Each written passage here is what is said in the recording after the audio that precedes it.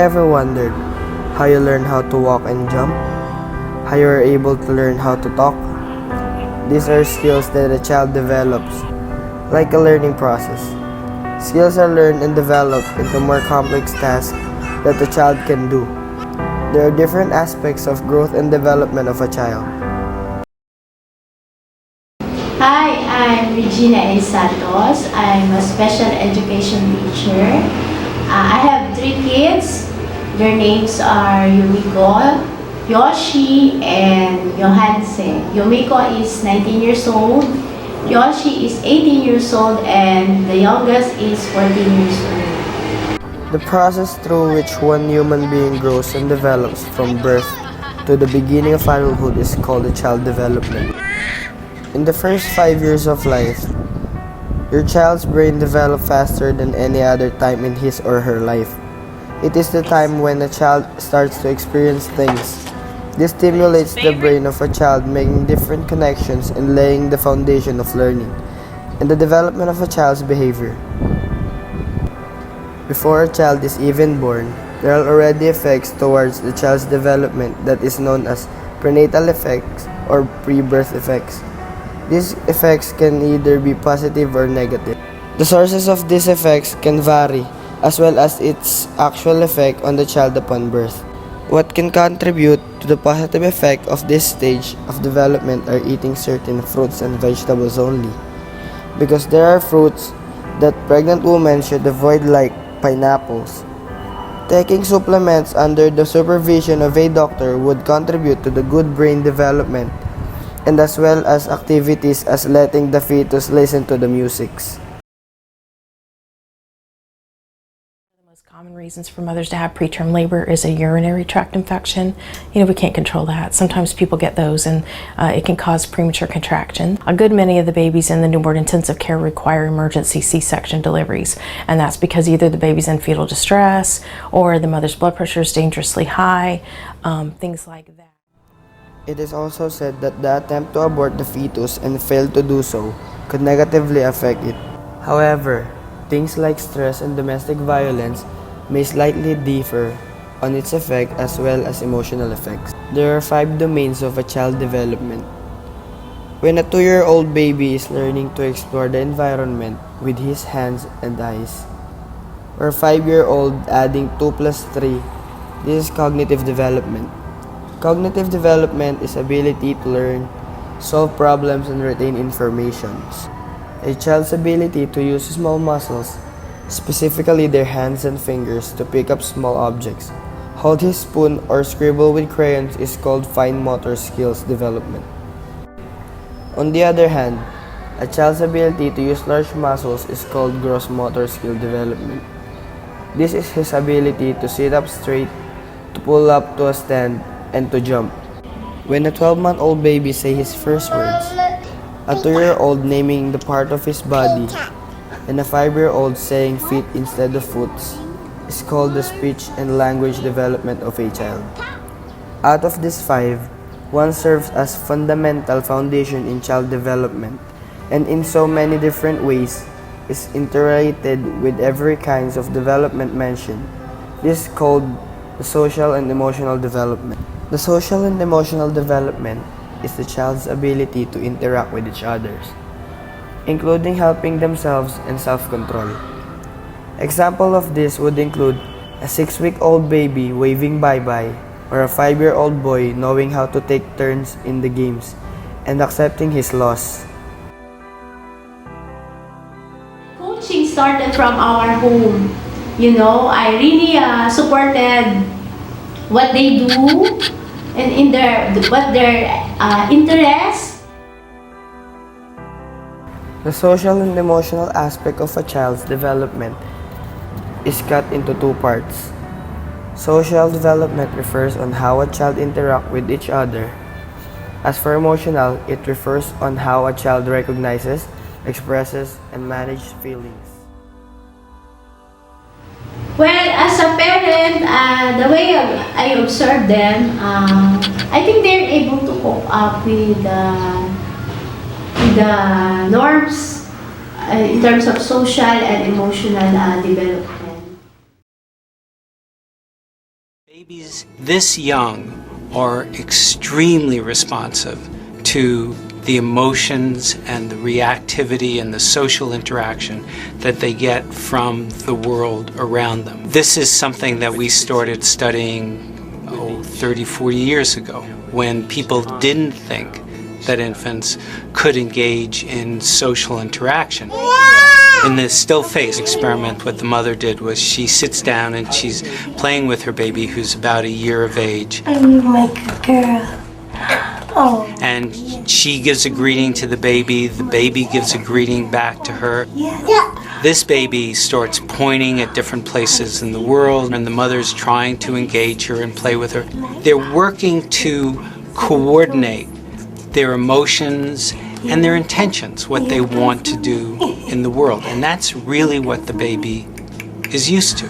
And then we ask the mother to not respond to the baby.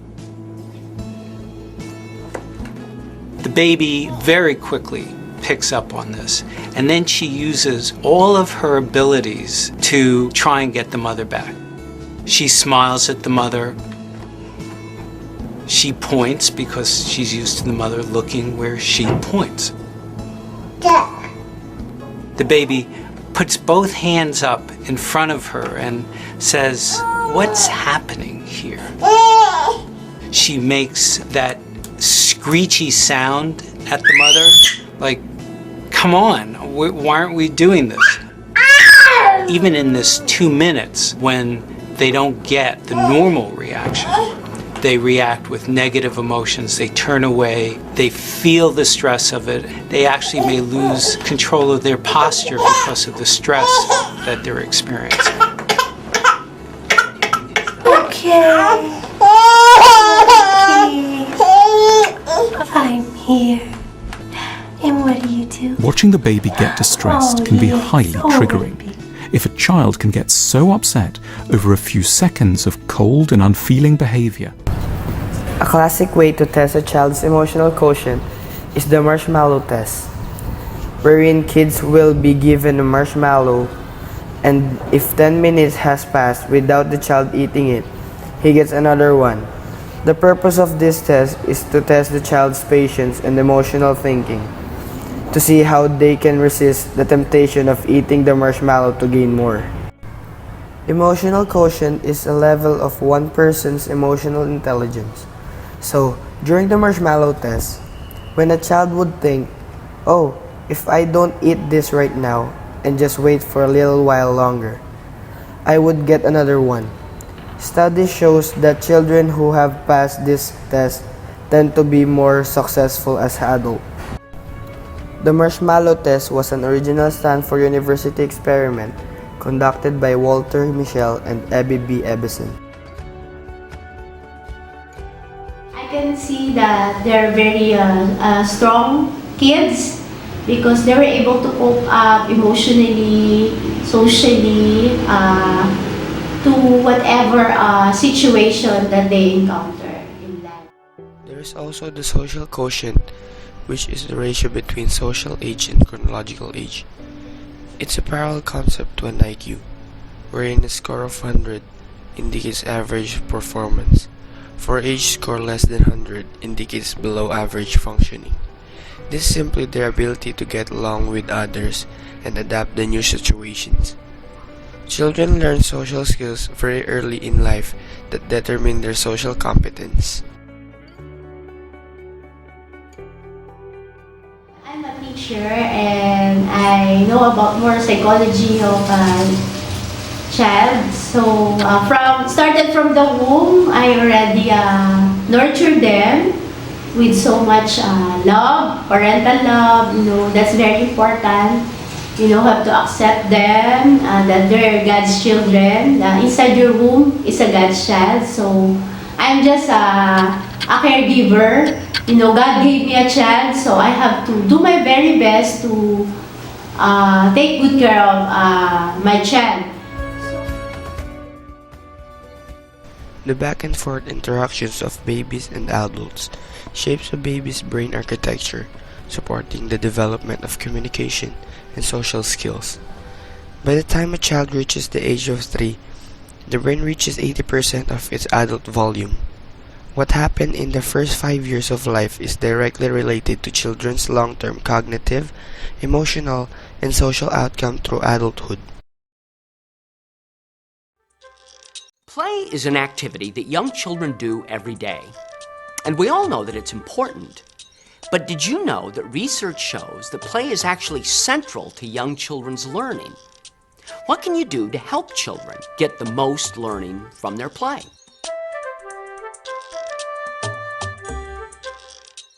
When you look at play, when you watch children play, it's pretty obvious that it's a really enjoyable, fun activity for children. Probably is what makes childhood so enjoyable. What is not as obvious, maybe, is how important play is for children's development. Research has found that play helps children to think creatively. They learn all kinds of different problem-solving strategies when they play. Play has been linked to language development, and certainly it leads to positive social skills. One of the more important things that research shows is that play is related to reading and learning to write. One way that play helps children in literacy areas is that it's very symbolic. For example, when they're using a toy telephone to represent a real phone, they're using a symbol. That's not unlike looking at a word and seeing that it represents something that's not present or something in real life. One element of play that I think is important to observe in children is pretend or make-believe. One thing you want to watch for as you're watching children play is, do they engage in make-believe? Do they take on the roles of pretend characters or other people in their lives? Do they use objects in make-believe ways?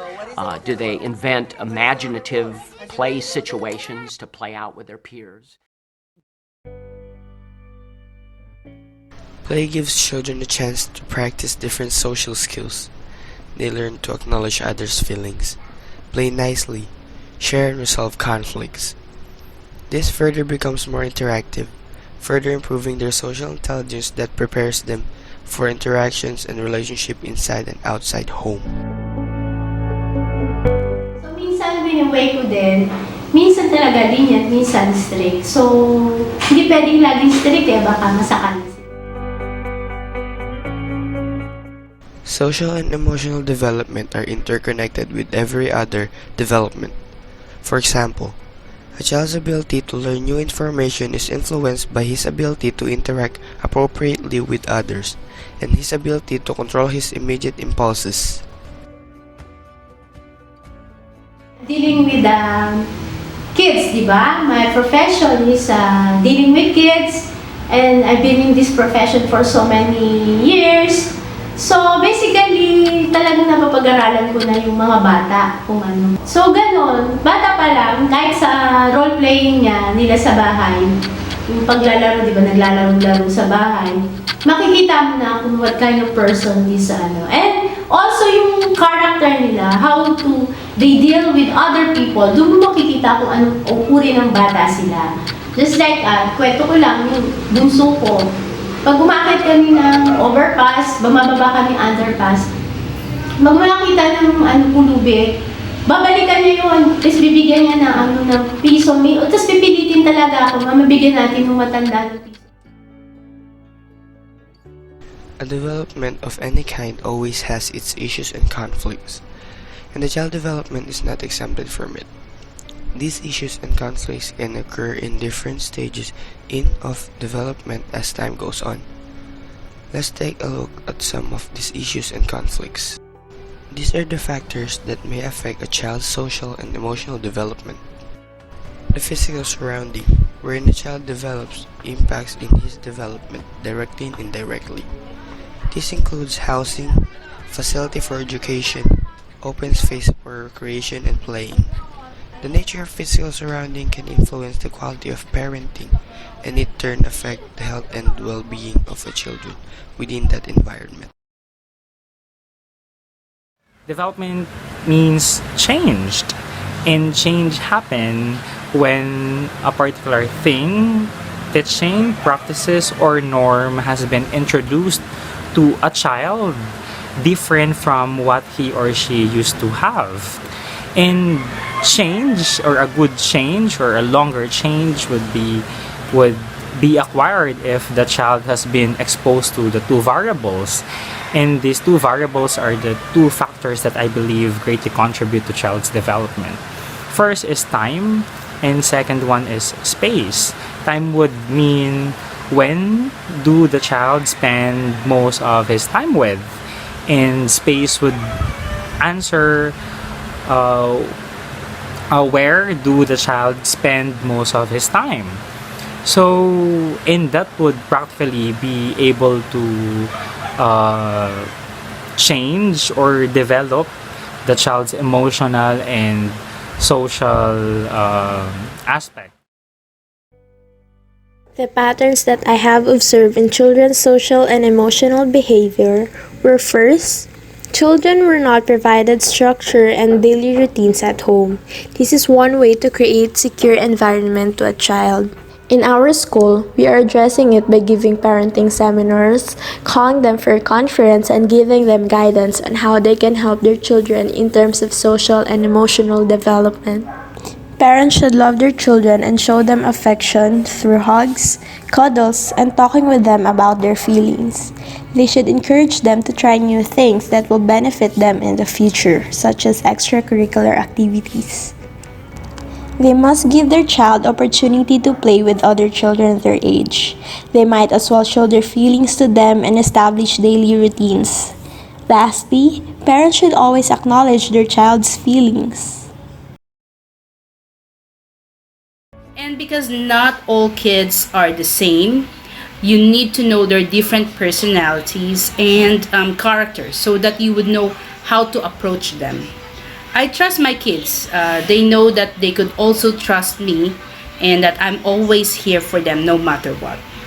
Well, I'm not a perfect mom. There's no such thing as perfect parents. We just need to know our kids first. Then we will know the right approach for them so that they would feel that they are loved and that they are our priority. We need to trust them, most important, and also have time and open communication with our kids. And just be a cool and fun parents for your kids. Social relationships are the interaction between various individuals or groups. A child's social relationship can directly impact his social and emotional development. The obligations, expectations, trust, and norms of any relationship influence the extent to which these relationships enable an individual to develop social capital.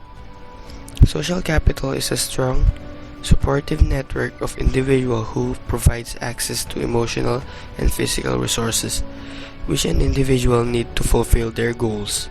An example would be teacher and the child relationship. Emotionally, I can say that children today are really very emotional in comparison to how we behaved before. One of the problem that I see is because of social expectation. Because they had been exposed to social media like Facebook, social expectation gives pressure to them, and that actually made them very emotional and focus much on what would people, how would people view them.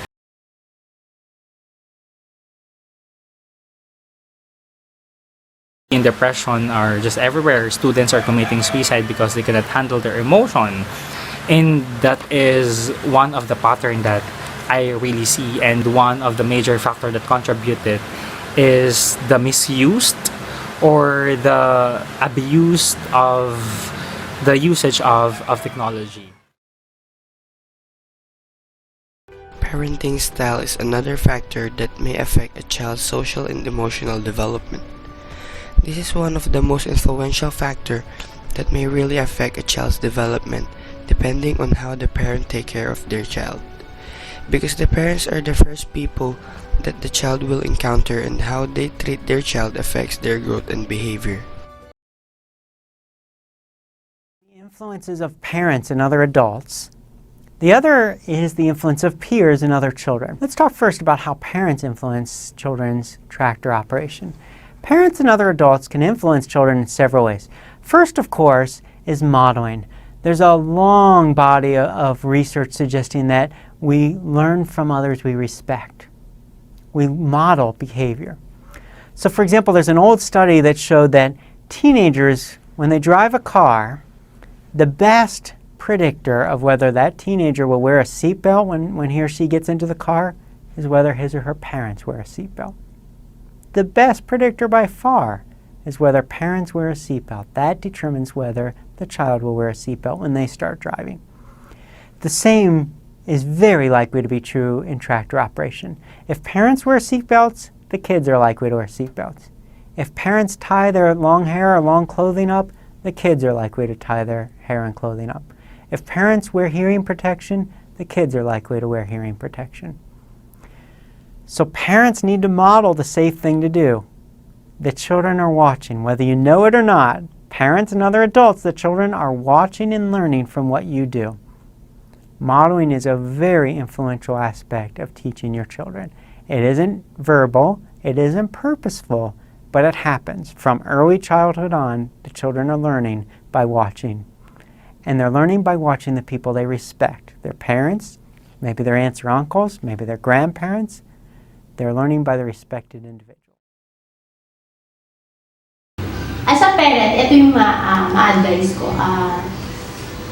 Let the child grow at their own pace. Yung, halimbawa, bata pa sila, during their formative years, let them feel pain, and then at the same time, let them be exposed with a kind of situation wherein they will handle yung situation, yung pain nila, they were able to solve it at first by themselves. Pag hindi na nila kaya, then they will ask help. Yon.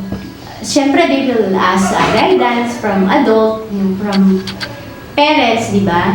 So, para as they go on, lumalaki sila, they will grow up independently. Now that we understand a tiny part of how a child develops and what affects the development, it will always be a broad subject. In this light, we should always understand that these effects may remain abstract as these factors vary differently for each child. In the end, even if we think that we already understand the fact and what is clearly evident, the pursuit of knowledge should never stop to attain deeper understanding.